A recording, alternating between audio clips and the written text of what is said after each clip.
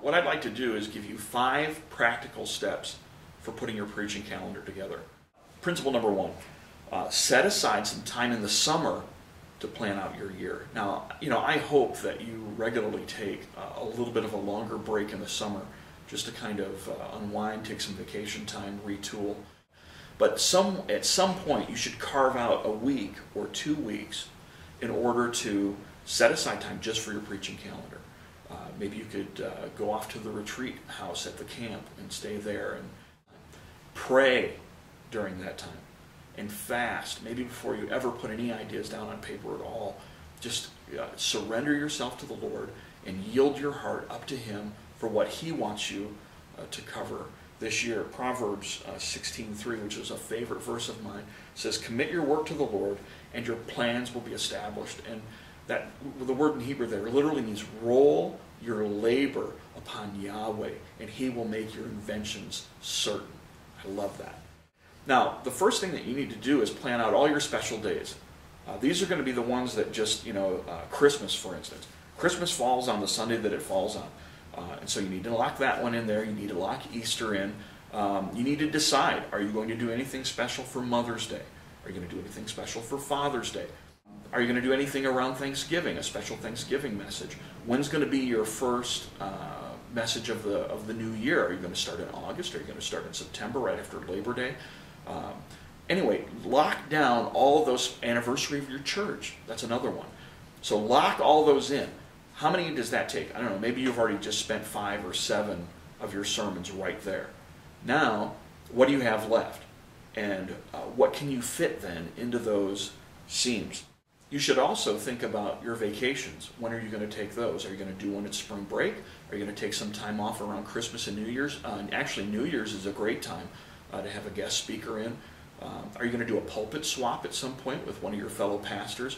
Get all of that scheduled out. Now, maybe after you've done all of that, you've got, maybe 40 messages left that you're going to spend on different things. A lot of it depends on the state of your church, too. If you're a brand new church plant, you're probably not going to be out of the pulpit more than 4 times your first year, maybe even your second year. Once you've sorted all that out, now you can start thinking about different series. And so I would encourage you, just think over what you've preached the last 5 years. Is there a biblical book that maybe you've been looking at in your devotions, or something that's kind of generated your own interest that you would just love to cover this year? Maybe it's Colossians, or maybe it's one of the Old Testament minor prophets like Habakkuk or something like that. So get that one locked down.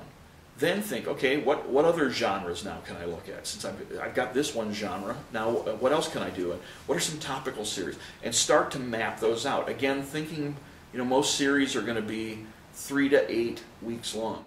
Now, some guys like to have a theme for the whole year. That's great if you can do it. But I would say, you don't have to. That's kind of a nice extra. Certainly do not try to force something to make it all fit under one banner. Number 4. When you've completed a rough draft of your preaching calendar and you feel like it's really starting to shape up, it's time to share it with your elders.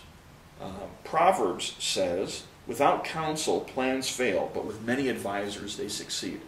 You are one of several elders at your church. You are not the only one. You might be the first among equals, but still, those men share the burden for the doctrine that is taught in your church. And so, obviously, you need to share your preaching calendar with them and get their input. Now, it may be, you're the trained theologian, so it may be that they just rubber stamp what you did. Great. But it could also be, though, that the Lord leads them to make a suggestion to you that would actually benefit your preaching. And I remember one situation where James had planned out his preaching calendar for the year, showed it to the elders, and one of the elders commented, "It's been a long time since we've heard one of the Psalms." And James thought, what, that's good and right. And so then he did a 3-part series on Psalm 34. He hadn't planned to do that, but at the advice of the elders, he added that in. And I would just commend that to you. God can speak to you through the consensus of the elders. And if they have some good suggestions for you, take that to heart. And the 5th thing and final thing is just be flexible. Your preaching calendar is meant to guide you. It's not meant to enslave you. All right? If something comes up in your personal life, if something comes up in the life of your church, if something comes up in the society at large, like another 9/11, it may be time for you to set aside what you had planned to preach that Sunday and to do something completely different. That's okay. I don't know that I would do that too much, so really pick your spots. But I do not want you to feel enslaved. This is meant to help you, not to hinder you. It's not meant to put you in a box. So these are some of my main thoughts about a preaching calendar. I'd like to hear yours. We have designed this whole web curriculum as a forum, so there is an opportunity for you to put down your questions, your comments, your editorial opinions, and let your brothers that are out there see your thoughts about a preaching calendar, maybe some things that the Lord has taught you, or some things that you've done, some really cool ideas for sermon series. Please share the wealth. And so you'll see the instructions for how to do that below. But I would encourage you, don't just watch this and then walk away. Take some time, jot down your own thoughts, and if you've got an idea for another topic that we can hit with one of these videos, please let us know. We'd love to do that. And already I'm planning on doing one on how to do some shortcuts in your sermon prep, how to make your exegetical process go quicker without sacrificing accuracy.